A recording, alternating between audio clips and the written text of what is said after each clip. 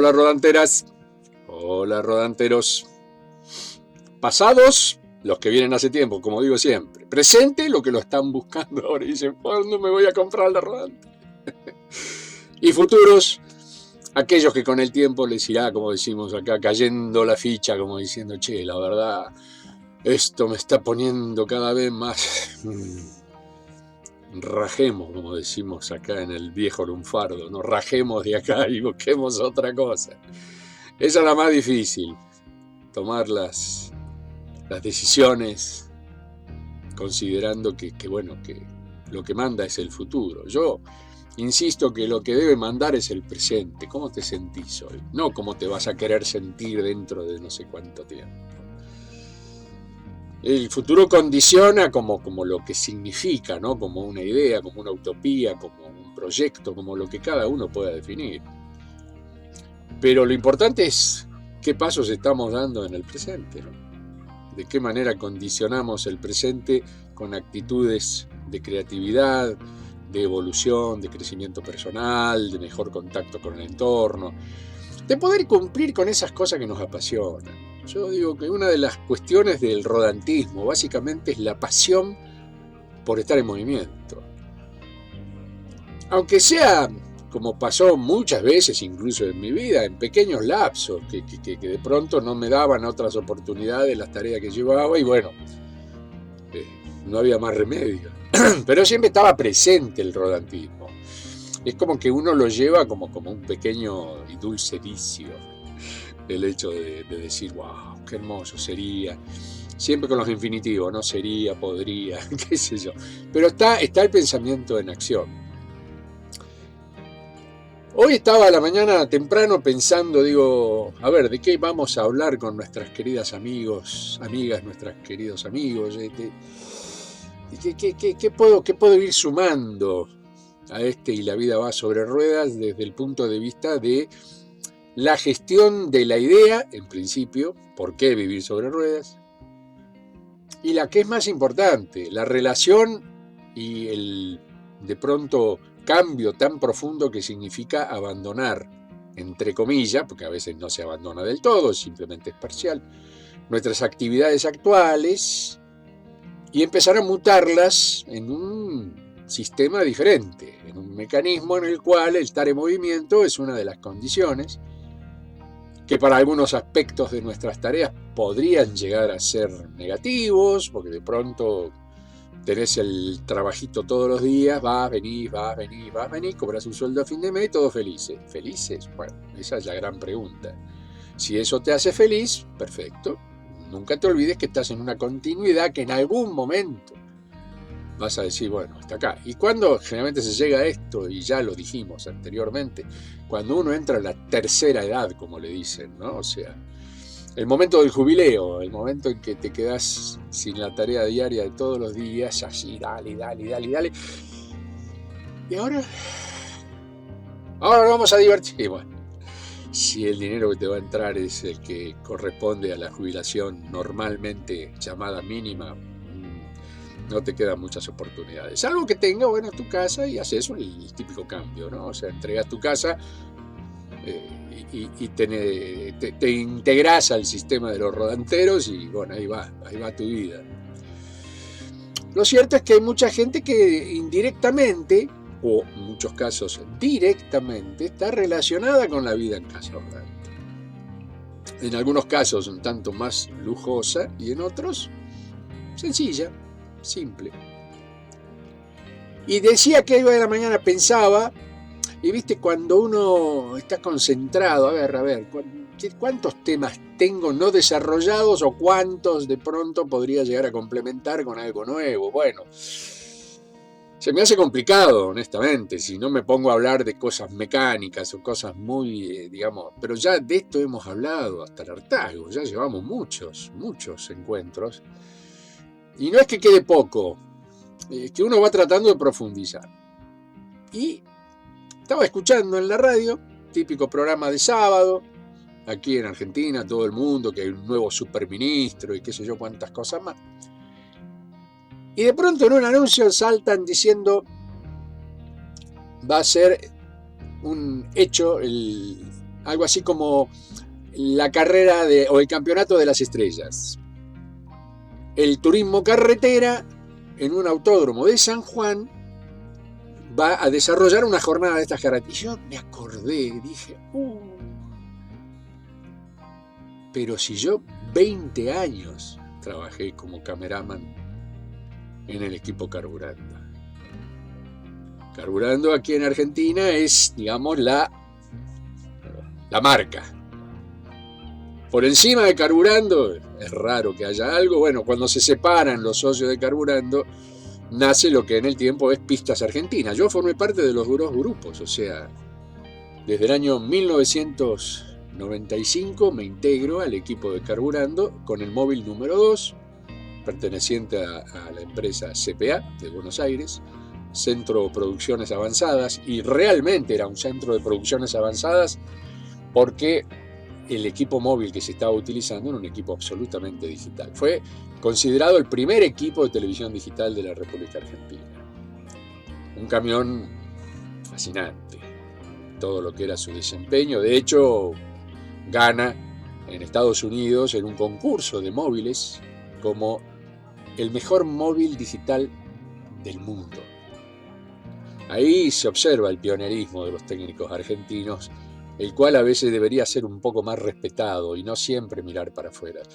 Nos han copiado muchísimas cosas técnicas, sin ir más lejos. Y bueno, como siempre, nadie es profeta en su tierra, ¿no?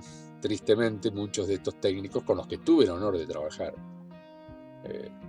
nunca fueron reconocidos a ese nivel. Tal vez la historia rescate a estos maravillosos personajes que eran realmente fascinantes por sus capacidades, fascinantes por lo que se llegaba a construir a partir de sus capacidades. Pero el punto era que yo arranco con la Fórmula 1, mi debut en automovilismo profesional. Julito arranca de arriba, tipo paracaidista. Y caí, bueno, porque tenía enormes amigos que sabían de mi situación. Yo estaba en ese momento viviendo en mi casa rodante, la primera, el famoso Cangrejo Trotamundos. Y estaba metido en el garage de la casa de un amigo que me había sacado poco menos que de la calle y me había dicho, mirá, instalate acá. Pero el tipo estaba colgado en la electricidad, en un momento cayeron los inspectores, yo pensé que terminaba preso, nos avisaron con tiempo, a él lo metieron preso, tuvimos que huir del lugar, porque en esa época estábamos al filo de todo, o sea, mi vida era ahí, al límite del abismo, ¿no? Y uno se enganchaba y se colgaba de lo que podía. Bueno, en esa época estaba este chico colgado de la luz, cosa que yo no sabía, yo conectaba a una caja, sí, bárbaro, pero el tipo... Y el día que me entero de eso, nos miramos con, en ese momento, quien era mi compañera. Teníamos al bebé chiquito todavía, estábamos hablando que tenía 2 añitos, Julián, que es el mayor de los varones.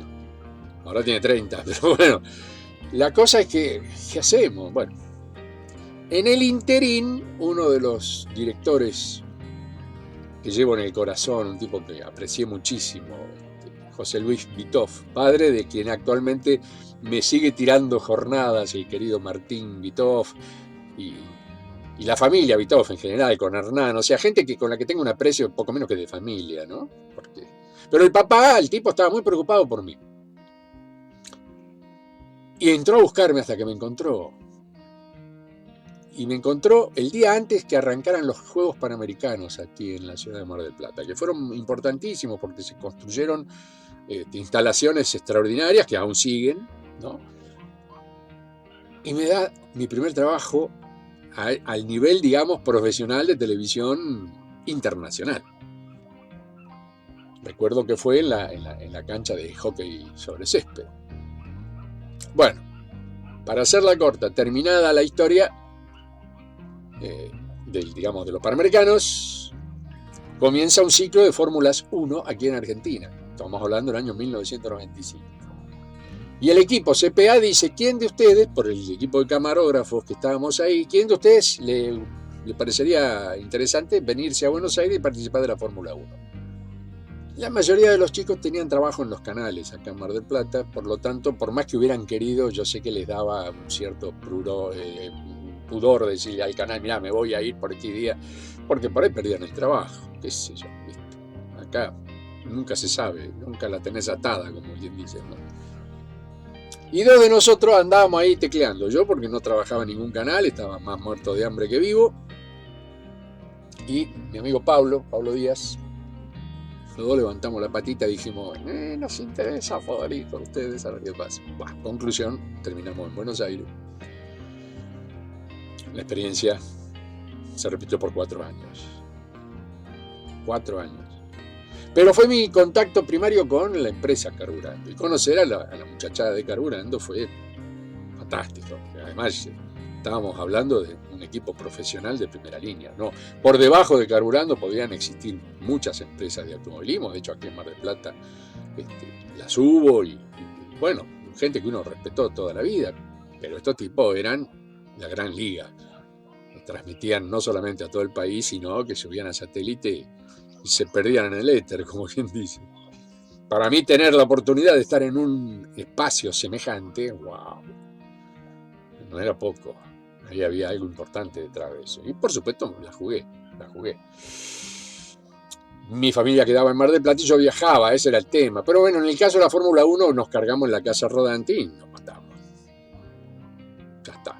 Nos pasamos los 4 días, 5 prácticamente, que significaba la fórmula, ¿no? Que arrancaba el jueves, viernes, sábado, domingo, pero el miércoles ya había actividad de armado, etcétera, etcétera, etcétera. Y me acuerdo que paré la casa rodante frente a la vivienda de mi querido Néstor Barcé, el famoso rompehielos, campeón mundial de rotura de barra de hielo, el que hacía el dragón blanco en la película Exterminators, o Brigada Cola, que era uno de los programas de televisión acá de Argentina muy popular. Bueno, es un hermano, nos conocemos hace muchos años, hemos participado en muchas cuestiones juntos, son esos tipos que uno los lleva en el corazón. Y bueno, me dijo, no, Julito, te parás acá en la puerta de casa, bueno, nos dio luz, todo lo necesario. Y ahí arrancó mi primera etapa a través de la Fórmula 1, pero ya el móvil intervenía cuando ya estuvo terminado totalmente y en condiciones absolutas, porque en la Fórmula 1 todavía estaba en construcción muchos de sus detalles técnicos. Comenzamos a seguir las categorías de automovilismo.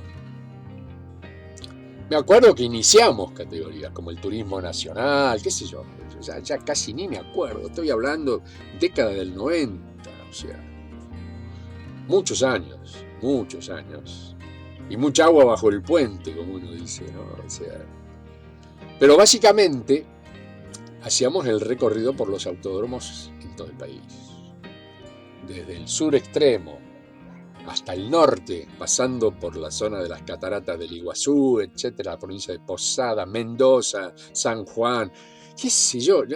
Recorrimos todas las provincias, y no una vez, sino varias veces, porque de hecho en el camino de este trabajo fueron naciendo autódromos, y incluso hemos estado en la inauguración oficial de esos autódromos, porque la carrera que se hacía en general era o el turismo carretera, que venía desde la vieja data de que se corría por rutas, en general rutas de tierra, y ahí estuvieron los Fangio, los Galvez, o sea, todos los grandes corredores que conocemos por lo menos en nuestro país, ¿no? En Argentina, pero reconocidos a nivel mundial.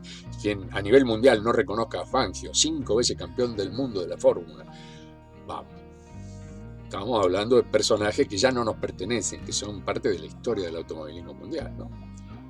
Pero, y acá estoy arrimando despacito a lo que hoy quería comentarles. ¿Qué pasa en los autódromos?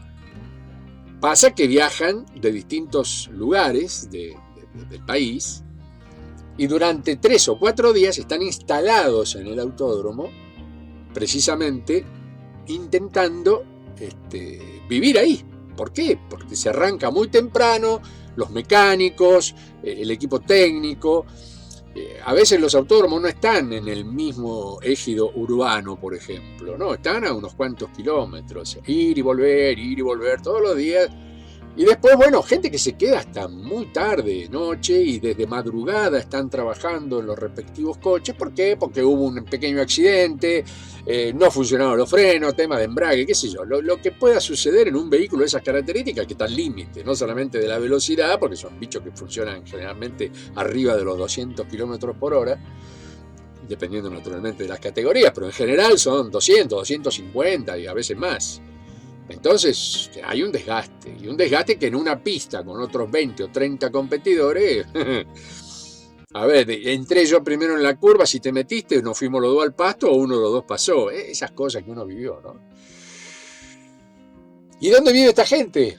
¿Dónde se queda? ¿En una carpa? No, se quedan en motorhomes. Y yo hago una pausa poco menos que orgásmica, si vale el término. Los pedazos de casas rodantes que me tocó observar y en muchos casos visitar, wow, te dejaba sin aliento para un rodantero de alma, cuyo sueño era estar en movimiento, ocupando camino y tratando de cumplir con ese sueño de que en algún lugar de este país o de otro yo tenga un espacio en el que me pueda llegar a sentir, no solamente yo, mi familia. La idea era hacer las cosas en familia. Muchas cosas no las hice desde lo personal, por respeto a la que en ese momento era mi compañera y había hijos de por medio. Uno tampoco tomaba la decisión por su propia cuenta. Yo nunca fui el típico machirulo, vos te venís conmigo porque sos mi mujer. No. Ellas, si algunas de ellas están mirando esto, se va a dar cuenta que nunca fui un tipo que impuso cosas. Al contrario, la idea siempre era jugar al equipo. Somos un equipo. No puedo tomar decisiones por mí mismo, porque, claro, había decisiones que sí o sí tenía que tomar, por ejemplo, de viajar todos los fines de semana. O sea, Día del Padre, Día del Niño, el momento en que se reunían para festejar el cumpleaños porque durante la semana nadie podía,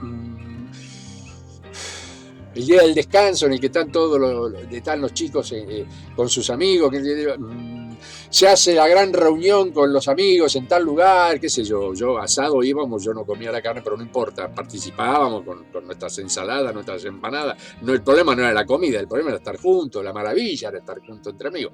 Y Julito fuera, carrera domingo. O sea, estuve poco menos que casi los 20 años faltando los domingos.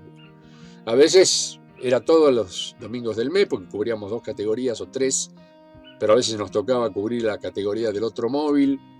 En muchos casos me ha tocado viajar, acompañando el equipo móvil. O sea, situaciones que, ¿viste?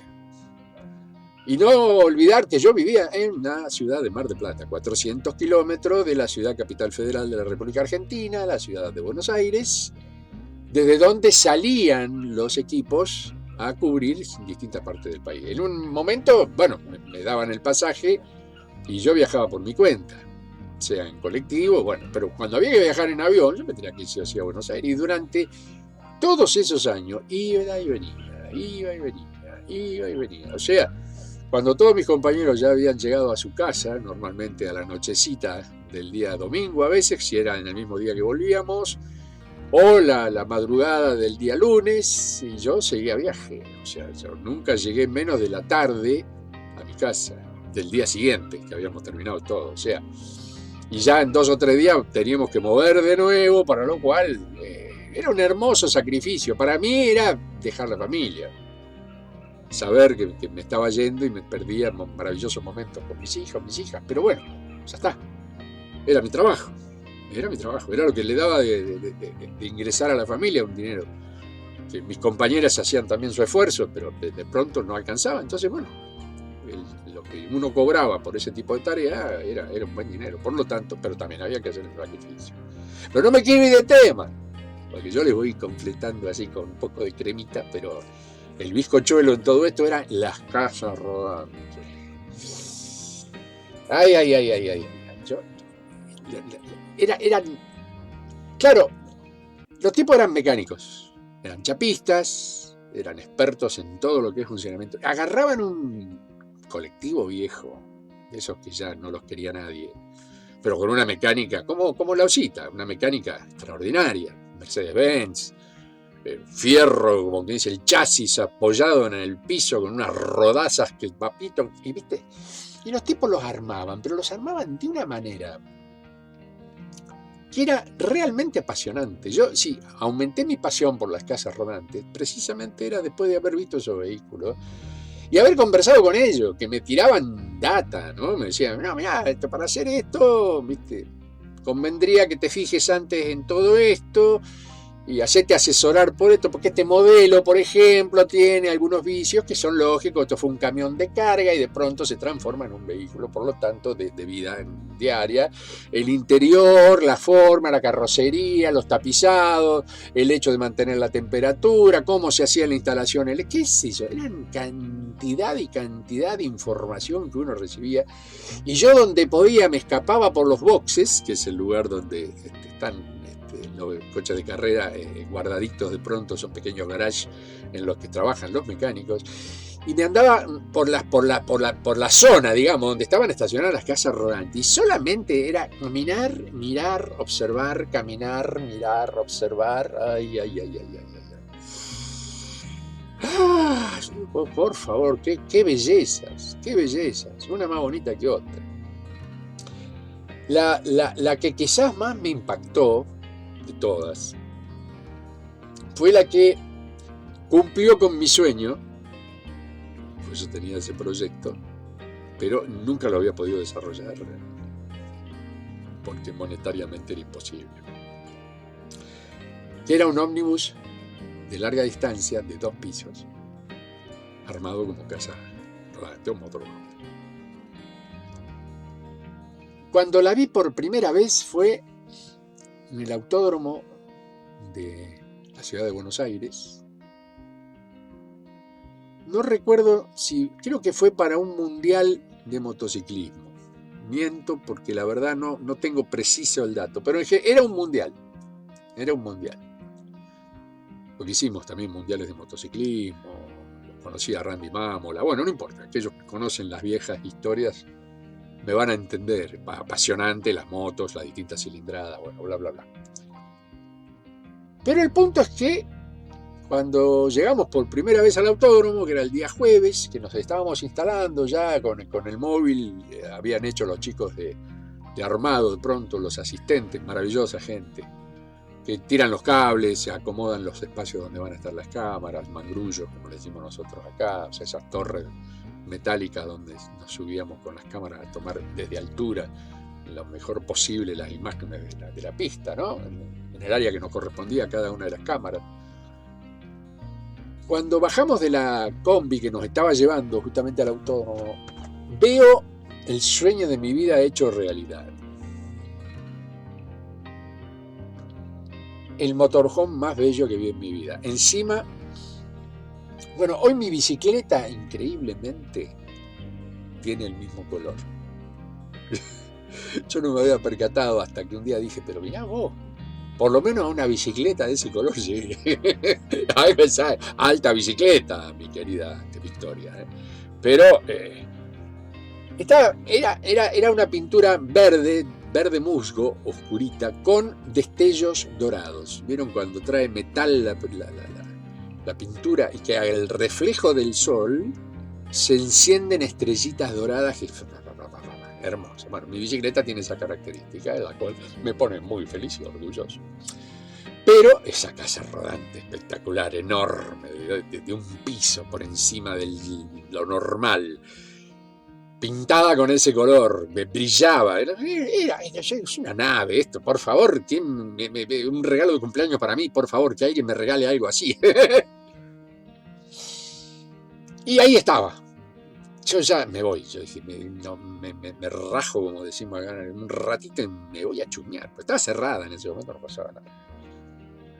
En ese momento teníamos que ir a hacer controles respecto a nuestras cámaras, a cómo estaba la instalación, si se notaba la imagen en corrección, o sea, lo que se hace en las previas, ¿no? Las pruebas lógicas que un móvil hace para que cada una de las cámaras esté correctamente sintonizada con su transmisión. Hacemos el famoso blanco, que es tomar la luz blanca, tiene que ser absolutamente blanca y toda pareja por la iluminación del sol, etcétera, etcétera. Estábamos todos balanceados, como normalmente se dice. Bueno, en ese momento no pude ir, pero ya para la hora del almuerzo habíamos vuelto, porque iban a haber unas pruebas a la tarde, pero en general estábamos más al cohete ahí que otra cosa. Teníamos que estar a la guardia, pero no había todavía pruebas de clasificación importantes.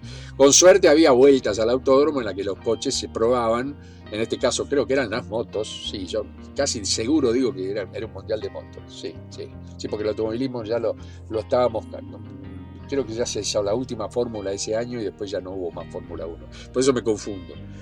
Pero bueno, no importa. Y ahí digo, me tiro una escapada de caradura, de última golpeo, ¿Y cómo pasan las cosas en la vida de uno cuando uno va con el entusiasmo y positivo? Yo quiero conocerla por dentro, te quiero ver por dentro. Por fuera sos hermosa, pero por dentro no me quiero imaginar lo que debe ser eso.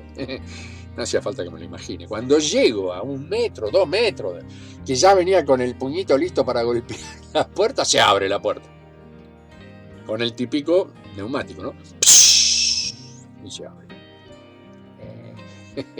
Y baja un señor que me mira, me dice, buen día, usted venía, digo, sí, pero antes que me diga, váyase de acá, no moleste, digo, yo vivo en Casa Rodante, tengo una pequeña, es una Ford F100, así es, digo, y la verdad me quedé enloquecido con esto. Ah, mire qué bien, dice, pero usted viaja con las carreras. Digo, no, yo no viajo con las carreras, o sea, en realidad soy cameraman de carburante. Ah, claro, cameraman de... Sí, yo creo haberlo visto en alguna ocasión. Y hay un tipo pintoresco, pelito largo, la barbita, qué sé yo, ¿viste? Te miraban y ya te reconocían, era un bicho raro dentro de todo lo que... Normalmente era gente más joven y con el pelo oscurito. Yo era el canoso, ya está. El oso blanco, como me supieron en un momento dado bautizar. Ahí viene el oso blanco y termino viviendo en una osa. No está tan lejos de mi realidad. No sé qué tiene que ver, pero bueno. La cuestión es que el tipo es como que ya se estaba yendo y cerrando. Me dice, usted quiere pasar a conocerla, ¿verdad? Le digo, no, ni venga. ¿En serio? Sí, venga.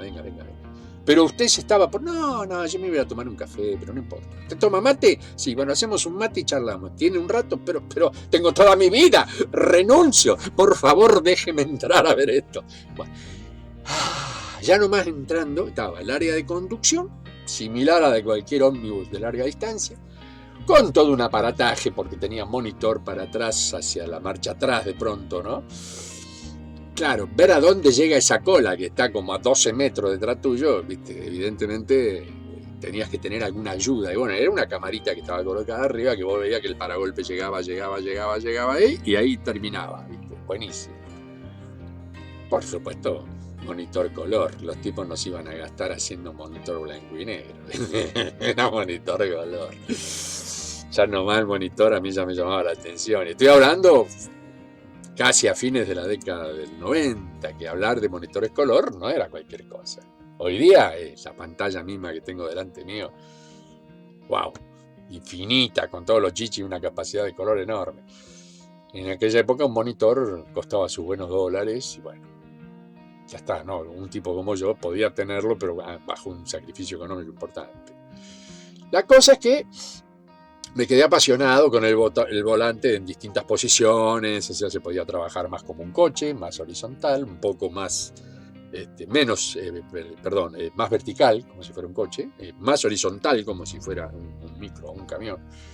Todo dependía de las características del camino, del cansancio que podía llegar a tener el conductor. Bueno, estuvimos charlando un rato, pero de ahí nos fuimos a la parte de abajo, que era la cocina, lo que sería la habitación, los lugares donde los choferes tenían su espacio de pronto, o el chofer, dependía de las distancias, ahí sí, el vehículo. Y ahí me entero que era un vehículo de alquiler. Y estaba hablando precisamente con el dueño. No era un empleado el tipo era el dueño de esa cosa. Y no solamente el dueño, tenía una empresa de fabricación de esas cosas. Ay, Dios mío. Bueno, pero que en ese momento yo estaba fantaseado con todo lo que veía.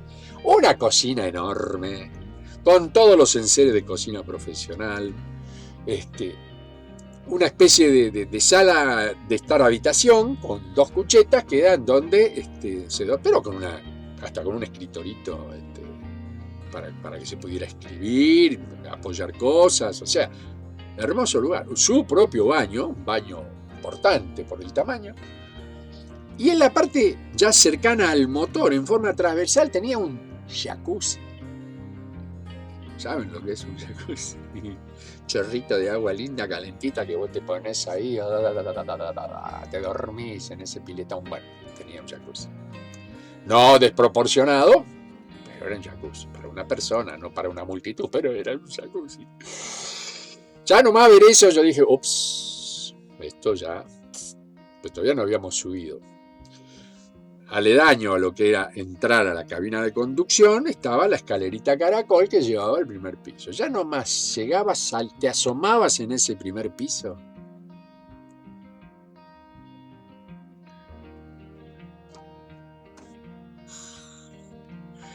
Toda la parte, digamos, del frente era todo un ventanal. Aprovechando el ventanal de lo que es el ómnibus en consideración, hay solamente un enorme parabrisas, pero acá lo habían hecho de tal manera que tenías un panorámico. Estaban las cortinas cerradas en ese momento. El tipo toca un botoncito. Eléctrico. Bueno.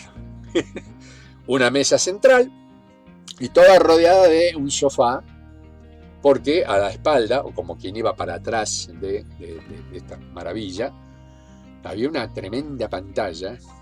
Yo creo que fue una de las primeras que vi en esa época, no veía mucho de eso, que eran los televisores gigantes, eran un poco más anchos que uno de los de ahora, pero era una bestialidad. Yo digo, ¿qué es eso? Por favor, ¿de dónde? Y lo han traído, evidentemente, del norte, como decimos nosotros acá. Acá en Argentina mucho de eso todavía no había, era más bien para aquellos privilegiados que lo podían pagar, ¿no? Porque en general en los países del sur como el mío, muchas cosas llegaron 4, 5, hasta 10 años después que habían sido éxito allá en el norte, ¿no? O sea, la relación dólar, bueno, lo que no vamos a hablar ahora porque no tiene sentido. La cuestión es que, wow, y la mesita era una mesita baja, ratonita, como quien dice, estaría un metro, un poquito menos del piso, hermosa, de un cristal grueso, que después veo que es un acrílico grueso, pero con su centro de mesa tomado con una parte central metálica y un imán, o sea, cosa que ibas andando y el centro de mesa no se iba para ningún lado porque estaba agarrado con un imán. ¡Wow! Hasta ese detalle. Pero no era todo. Dice, bueno, esto sería una especie de living, como un estar, donde podemos hacer charlas, pero también podemos comer. Esto es un comedor. Y yo decía, bueno, tenés que ser japonés, ¿no? Porque con la mesita ahí abajo, ¿dónde te sentás? En el piso. Tipo, toca otro botón y la mesa se le empieza a levantar. O sea, con unos gatitos evidentemente neumático-hidráulicos que la iban telescópicamente levantando, hasta que llegaba a la altura de los 80 y pico de centímetros mínimos que se requieren para como una mesa común. Pero no solamente se extendía para acá, sino que tenía una sobremesa que no se veía en el grosor, pero yo veía que había una banda lateral en las dos puntas que yo decía, esto es un refuerzo. No, era para que la parte de abajo hiciera esto y se ensanchaba, cosa que vos te sentabas en el sofá y tenías la mesa acá tal cual y podías comer como un duque. Ah, bueno. Mantelito de por medio, porque encima del acrílico, imagínate que no podía haber muchas opciones de que no se te volaran las cosas, ¿no? Ay. Bueno, ya me estaba entusiasmando. Vamos para el otro lado. Hay una segunda, como una especie de kitchenette, con una cocinita pequeña, como para calentar, cosas así rápidas, para no tener que ir a la cocina de abajo, que era profesional. Tenía su estante, que se retiraba, salía a la cocinita, salía una pequeña alacena, bueno, y una heladera de doble puerta, metálica, que yo decía, pero esto es una heladera de una casa grosa, con congelador, con todos los chips. ¡Wow! Todo con una decoración finísima en madera tipo roble que era un placer. Realmente sentirse en ese lugar así como si yo no sé, si vivo hoy en la osita, pobrecita, con todas sus limitaciones, yo vivir en un bicho de eso, pero ¿sabes qué? Ni siquiera bajo para conocer dónde estoy, me quedo a vivir ahí arriba y muero ahí arriba, ¿entendés? Todo, ¿viste?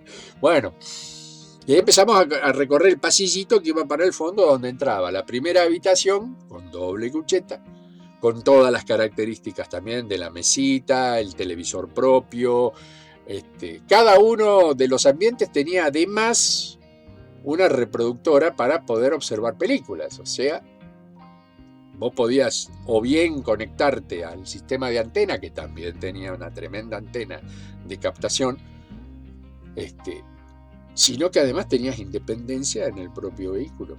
En esa época no teníamos internet como tenemos ahora. Estamos hablando fines de la década del 90 aquí en Argentina. Hoy ese mismo vehículo, olvídate, tenés teléfono satelital, lo que vos quieras, pero en ese momento ya era entrar en esos lugares, era como ver la gran diferencia que existía entre un vehículo construido profesionalmente, con todos los chiches y un costo evidentemente importante. Ahí había una moneda, créanme que en eso no se hacía con 2 centavos, ¿no? Una segunda habitación, un poco más pequeña, y el suite al fondo, con la cama matrimonial y un baño que era compartido. Vos podías entrar desde la parte de las cuchetas o desde la propia habitación, con una puerta trampa. O sea, que cuando... Eso es lo que yo no me acuerdo cómo, el tipo me lo explicó, pero yo no me acuerdo cómo era. Si yo entraba al baño de este lado, no se podía entrar del otro. Es como que cuando yo destrababa esta puerta, se trababa la otra. Y cuando yo destrababa la otra, se trababa esta puerta. Ahí había algo electrónico, un invento evidente, porque después me entero quién es el tipo, dueño de una de las empresas más importantes de remolque del país. Claro, tecnológicamente tenían las capacidades. Y tampoco había desarrollado eso desde la nada. Había un plan para esa casa rodante. Y yo hasta ahí venía viendo cosas que yo decía, pero yo esto lo inventé algún día. Lo tenía, yo me había hecho mi planito, había hecho todo mi dibujito, como diciendo, el día que tenga la posibilidad, y ya iba ganando espacio. Pero la distribución de esa casa rodante, salvando el jacuzzi, que ese sí a mí no se me hubiera ocurrido ni de casualidad, porque no soy adicto a ese tipo de maravillas. Tal vez en algún hotel que me tocó un día estar en un hotel de 4 estrellas, 5 estrellas, que nos llevaban en algunas partes del país, bueno, ahí había, pero no era nuestra habitación precisamente, era la habitación en suite, ¿viste? Las habitaciones normales no teníamos jacuzzi. Por ahí los compañeros que eran un poco los dirigentes de la cosa te decían, che, vengan, disfruten ustedes también, y bueno, ahí nos íbamos y disfrutábamos el jacuzzi, pero por una invitación de pronto, decir, che, mirá, me da vergüenza tener esta habitación porque soy uno de los jefes, usen chicos, usen, y vamos, ahí nos dábamos un buen tuchón, sentaditos ahí con todos los chiches. Bueno, así que esa traba electrónica, evidentemente ahí había algo que funcionaba electrónicamente, apertura del circuito, cierre, apertura, cierre, una onda por el estilo. Pero un baño, por favor, con todos los chiches, bellísimo, desde la decoración interna, la capacidad, el movimiento. A todo esto, yo con mi 1,81 m entraba perfectamente y todavía me sobraban más de 5 o 7 centímetros hasta llegar al techo.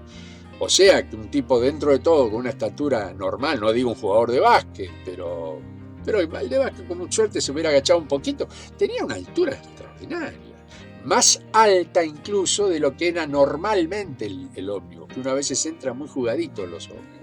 Si me habré golpeado yo cuando los televisores están a los costados de los asientos, cuando ya empezaron a instalar televisores y se veían videos.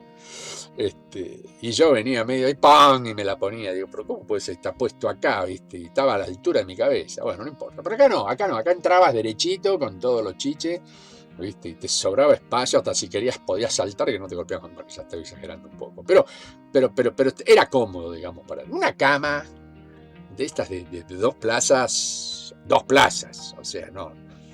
Yo acá tengo una de 1,5 plazas y alcanza para dormir, un matrimonio, sí, pero están a 2 plazas y no sé si un poquito más, 2 plazas y jardín, o parque será más que plaza. ¡Ja! ¡Qué maravilla! Todo con un cubrecama extraordinario, almohada, tremenda pantalla también del otro lado. Cada uno de los ambientes calefaccionado con un calefactorcito de tiro balanceado, o sea, con la chimeneita hacia afuera, luz con reóstato, o sea que se podía un poquito menos, o sea, la podías regular en las versiones 12 volts y 220, porque cada una de los apliques tenía la posibilidad de poder ser usado con 12 voltios cuando vas en ruta, o con 220 cuando conectás el sistema eléctrico del vehículo. A todo eso, cuando, como nota, ¿no? Cuando bajamos y me mostró todos los buches donde se guardan las cosas, podías guardar cualquier cosa. Cualquier cosa.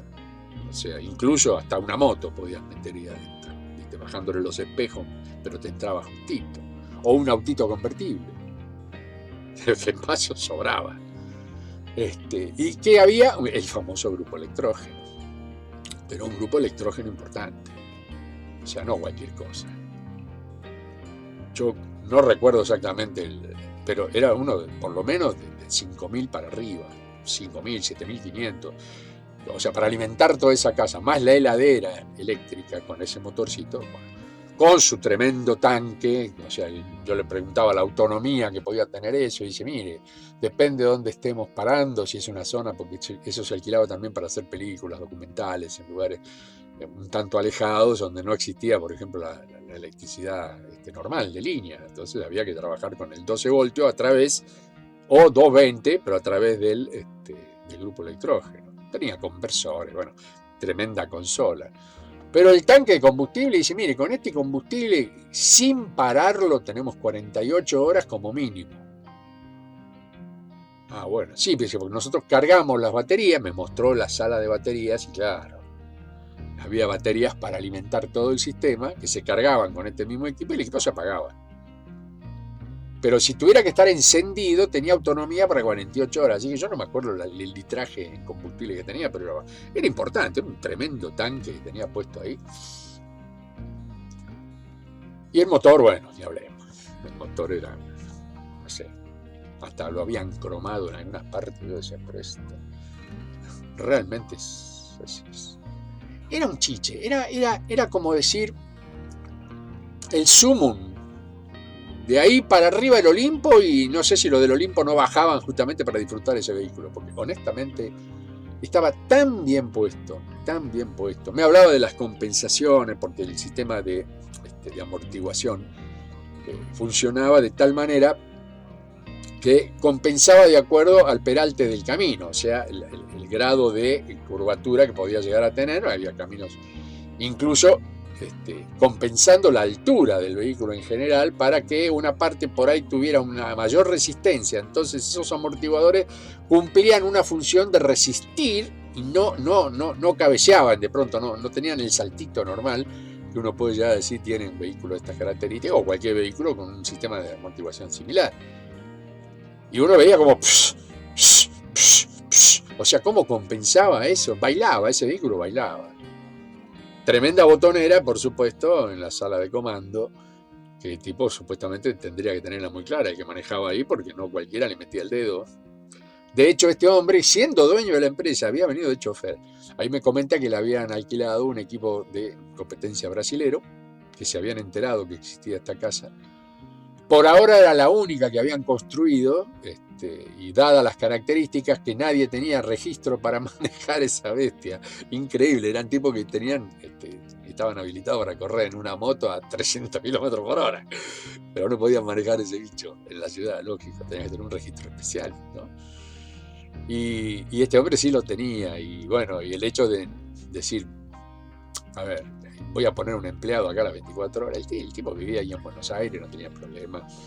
A la noche quedaban los brasileros, él se iba a su casa, al día siguiente volvía y si había que hacer alguna movida, cosa que no era poco menos que innecesaria, porque ¿a dónde iban a ir? Si tenían los 4 días, tenían trabajo ahí. Entonces se encargaba de traer mantenimiento, venía temprano, les preparaba el desayuno a los brasileros, después, bueno, por supuesto que en esos casos, y yo me imagino, te haces amigo, ¿viste? Y los muchachos de las más de una vez le habrán dicho, supongo yo, ya promediando el fin, que se quedara tranquilo, que ellos iban a hacer su desayuno, porque, ¿viste? Qué sé yo, por cuestiones de costumbre, yo no sé, yo no estuve en Brasil, pero supongo que no es igual exactamente a la forma de desayunar que tenemos aquí en Argentina, ¿no? Algunas características siempre cada país, cada grupo humano tiene. Así que me acuerdo que, bueno, nos sentamos a charlar en un momento dado, y este buen hombre me dice que él tenía un amigo que que fabricaba, o por lo menos lo intentaba dentro de lo que era su historia, y había logrado mucho. Ahora, no recuerdo cómo se llamaba esta persona, pero tenía, por lo que es la Ruta 2, que es la que comunica Mar del Plata con la ciudad de Buenos Aires, en la entrada de la ciudad de Buenos Aires, un par de kilómetros antes de llegar a lo que sería el lugar, lo que sería el conurbano, ¿no? O sea, no era la propia capital, sino era lo que se llama el Gran Buenos Aires. Y dice que había estado conversando con este hombre y que él tenía una idea que hacía tiempo que había conversado, pero que él no le daba de pronto, él hacía vehículos más pequeños para salidas así familiares, familia tipo, matrimonio, 2 chicos, que construir un vehículo tan grande no, pero que una persona le había dejado datos y le había dicho, mirá, si algún día tenés ganas de fabricarla, hacemos una cooperativa entre varios, y yo escuchaba. Dice, y ese plano que me mostró, que era un plano muy rudimentario, estaba interesante. Yo dije, bueno, a mí, una vez que se vencían estos ómnibus, que ya no podían circular con transporte de pasajeros, quedaban ahí arrumbados, pero con pocos kilómetros en total. No era un kilometraje que dijera el vehículo estaba anulado. No, ya no podía transportar 50 personas. Pero 10... instalado como caso rodante, ningún problema, porque se cambia la homologación de lo que es el vehículo. Dice, yo había comprado un doble piso y dije, ¿qué pasa? ¿Por qué no seguís con esto? Y yo cada vez abría más la boca, ¿viste? Le digo, ¿usted habló con el papá o con el hijo? Porque había... No, con el papá. ¿Usted conoce a esta gente? Le digo, pero si yo...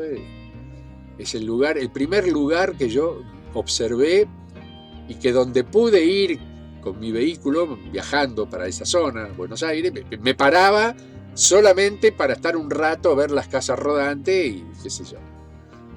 Siempre con la idea de poder llegar a conseguir un bicho de eso. Pero claro, en esa época no solamente estaban en alquiler, sino muchas veces no había una sola casa rodante, estaba toda alquilada. Después fabricaron más, pero en esa época creo que tenían 3 o 4 y se iban, ¿sabes cómo? Los fines de semana no quedaba una. Lo cual les permitió evidentemente crecer en su negocio, ¿no? Digo, yo a esta persona le dejé un boceto de un doble piso. Cuando le di detalles de lo que, bien, fíjense lo que es el destino, si realmente lo podemos llamar así. Cuando le di detalles de las cosas que yo había pergeñado para lo que era mi sueño, resultó que él había tenido acceso a esa idea a través de la misma persona a la que yo le había dejado el dibujito en fotocopia, desde ya, ¿no? Para que el tipo viera a ver si en algún momento se le ocurría, y que yo iba a ir aportando de a poco, porque no es un vehículo que estaba en condiciones de pagarlo completo. O sea, ¿y cuánto vale? Y sale $50.000. Para papá. No me daba para todo, pero sí me daba para decir, lo armamos, yo lo uso una época del año, hacer una especie de tiempo compartido, y después que el tipo lo alquile. Y vamos levantando costos. Y yo con mis pobres ahorros, o con un crédito, una hipoteca, una prenda, lo que fuere, o un aporte grupal, qué sé yo, mirá, lo compramos entre 4. Y tenemos el año dividido, bueno, este año salí vos de vacaciones, el año que viene salgo yo. No sé, buscarle una vuelta para que fuéramos varios así, hermanados por el mismo amor a este tipo de vehículo. Pero claro, con él no se dio porque yo no tenía ni el capital ni contaba con el vehículo grande, porque conseguir en ese momento uno de estos bichos era unos cuantos pesos. Hoy siguen siendo unos cuantos pesos. Lo resultante de todo esto es que yo veía cosas similares a lo que a mí se me había ocurrido en su momento, y resultó que el planito original este hombre lo había sacado de lo que le había ofrecido este buen amigo con el que yo tanto había insistido a ver si podíamos tener la posibilidad de construir uno. Así que indirectamente yo había entrado en mi sueño. Había entrado en mi sueño, lo había recorrido y lo había visto plasmado. Bueno, naturalmente, al poco rato yo ya tenía que pasar a jugar porque me estaban buscando y claro, en esa época no teníamos celulares para que te llamen. ¿Dónde está Julito? ¿Dónde está Julito? Y uno dijo, me parece que lo vi entrar en la rodante. La rodante estaba a unos 50, 70 metros donde estábamos nosotros estacionados con el equipo móvil, así que era bien simple, era ir a buscar mi punto. Y bueno, alguien viene, Julio, ¿estás ahí? Le digo, parate.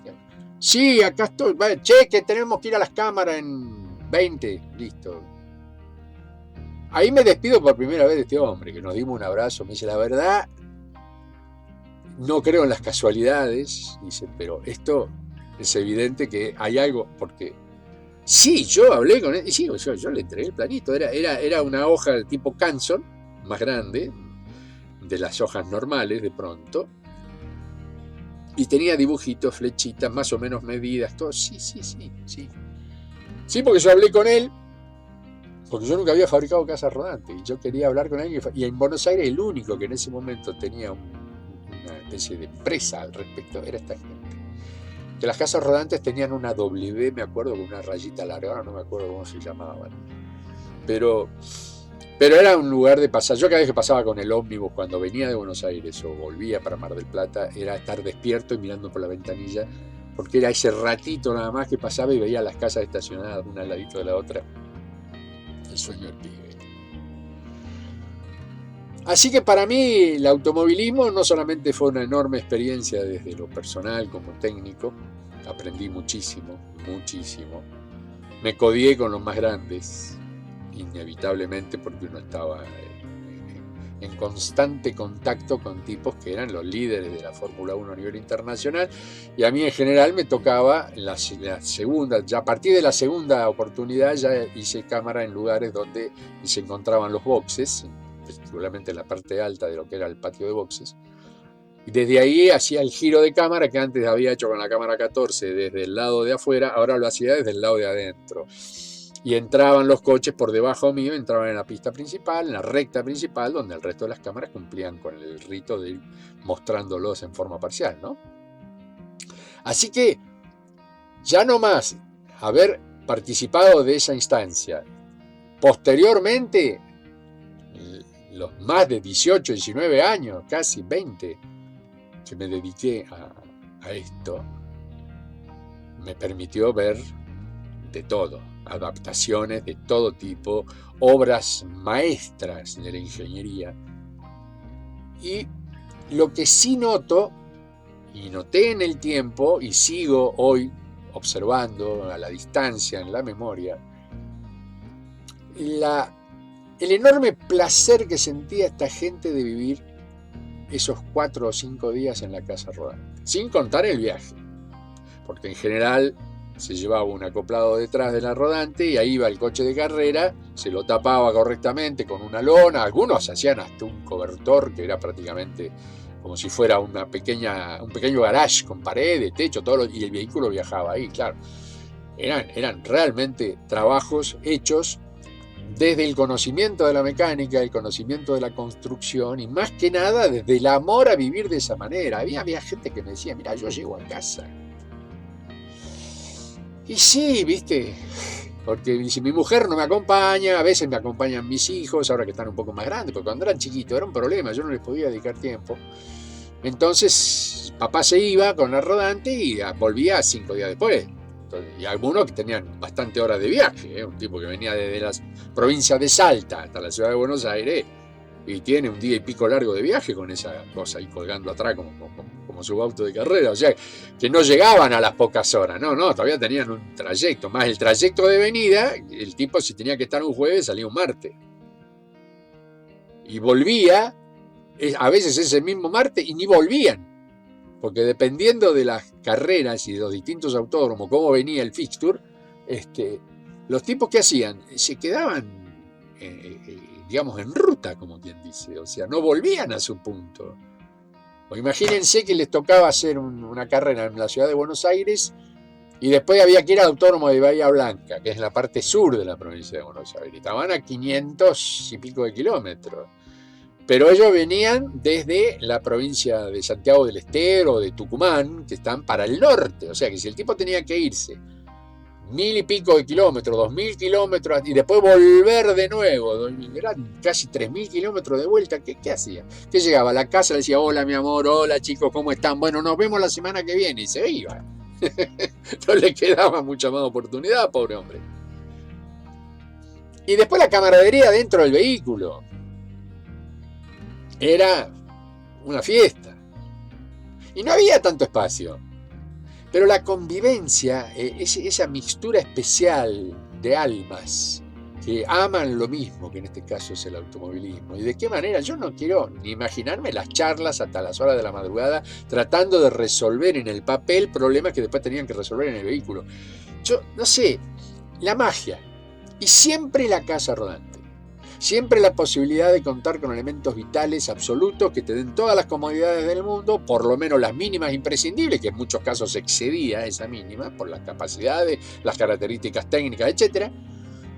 Y el hecho de vivir en constante estado de movimiento, aunque la casa hubiera estado parada 4 días, pero ellos ya vivían en esa casa rodante, era su instancia de vida, y te venía un tormentón y todos estaban ahí mirando por la ventanilla porque no podían moverse, suspendían por ahí las pruebas, pero cada uno en su casita rodante disfrutando de su matecito, disfrutando de lo que podían. No, realmente, si yo ya tenía una intención, si siempre había amado todo este tema de los vehículos de estas características, a mí estar en esa situación me reforzaba el amor y la necesidad de decir, esto es lo mío, esto es lo mío. Amo sentirme dentro de un vehículo. Yo ahora estoy parado, detenido. Ustedes ya lo saben, no hace falta que se lo repita. Pero a pesar de todo, el solo hecho de rodearme de un ámbito absolutamente a mi medida, está bien, estoy solo. Yo acá no podría estar conviviendo con una familia con 3 chicos porque es imposible. Es imposible, no hay un espacio. Pero para un tipo solo, integrado a su trabajo y su tarea, y tratando de, digamos, de llevarla adelante con toda la parsimonia que significa, voy ubicando las cosas de acuerdo a como puedo, porque viste, no tengo tanto, las cuchetas están tapadas de cosas, no importa. Y sin embargo no, me decís, che, tengo un chalet de 3 plantas, ¿te interesa? Y hay mucho espacio. Me vendría muy bien, aunque sea una casita de 2 ambientes, para poder armar un ambiente para mi vida y la otra instalar el estudio. Hasta que la usita o el vehículo que fuere esté en condiciones de decir, vamos a la ruta. Y es así y listo. Cargo todo, lo armo, lo preparo a la medida y a la búsqueda. ¿De qué? De sentirse libre. A la búsqueda de encontrar, de encontrarse y de encontrarnos. Porque, insisto, plantar bandera en un solo punto puede ser una medida de seguridad interesante que te da perspectiva, pero no son las mismas perspectivas que se obtienen y se cumplen cuando uno asume estar en movimiento. Asumir el carácter nómade que tenemos los seres humanos, que contamos ya con la movilidad para hacerlo, propia como equipo vehicular corpóreo. Sí, vencer los productos sociales, ya esto lo hemos hablado hasta el cansancio, no es fácil, pero no es imposible, amores, no es imposible. Bueno, hoy quería compartirles un poquito de lo que fueron mis vivencias en las épocas del automovilismo, que realmente me dejaron marcado el deseo íntimo de decir, amo esta forma de vida. Y ojalá todavía el tiempo que tengo por delante me permita seguir disfrutando de estas características de vida e incluso ampliándolas con la posibilidad de que estas ruedas giren y que no estén plantadas al piso.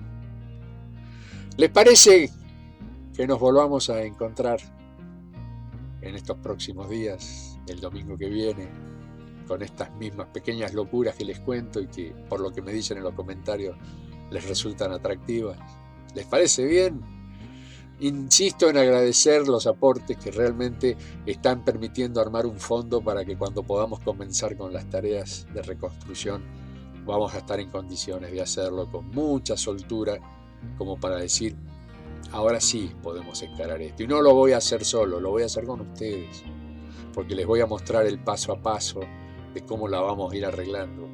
Y estoy seguro que muchos y muchas de ustedes se van a sentir felices. Por haberme dado una mano, indiscutiblemente.